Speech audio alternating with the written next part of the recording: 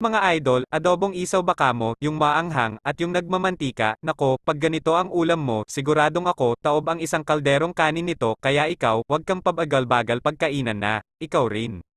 At pwedeng-pwede pampulutan, good luck sa may rayuma. Ito na ang mga panggisa, sibuyas, bawang, luya, na may siling pula at siling berde. Yung isaw, napakuluan na at napalambot para malinis na. Huwag nang patagilan, maglagay ng mantika at umpisahan ng iprito ang kalahati ng bawang, lutuin hanggang maging golden brown. Pag golden brown, pwede nang itabi, masarap taping pagkaluto ng adobong isaw. Umpisahan ng igisa ang sibuyas, lutuin hanggang lumambot. Ang sibuyas ay nagbibigay ng kakaibang linimnam. Pag lumambat na, pwede nang isunod ang bawang.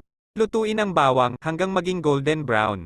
Gisa-gisa lang mga idol, at mix-mix lang pag okay na, pwede nang isunod ang luya. Igisa lang ang luya hanggang maging golden brown para lumabas ang natural na aroma at para walang amoy at lansa. Maglagay tayo ng liempo, pandagdag na rin, igisa-gisa hanggang magmantika, dagdag flavor na rin eto mga idol. Mix-mix lang hanggang maluto, habang pinapalamig yung iinumin, nakaka-excite, pampagana sabi nga nila. Pag okay na, pwede nang ihalo ang isaw. Itong isaw, pinakuluan at pinalambot na kanina para malinis, para ihalo na lang. Mix-mix lang ulit para pantay-pantay ang pagkaluto at para maiwasan masunog. Ihanda na natin ang suka. Maglagay na tayo ng suka.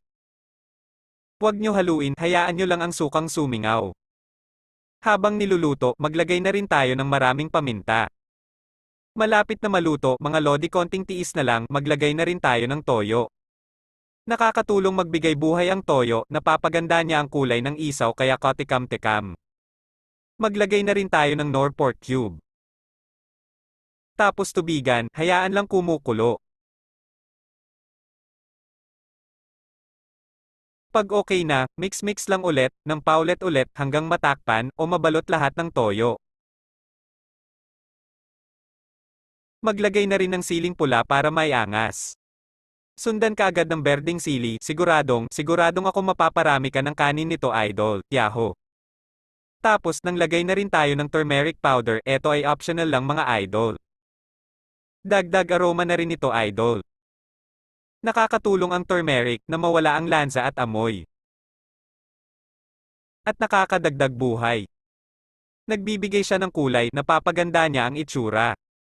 For brighter color, sabi nga sa English idol. Lutuin lang hanggang matuyo. Tapos, ilagay na natin ang natitirang siling pula at berdeng sili.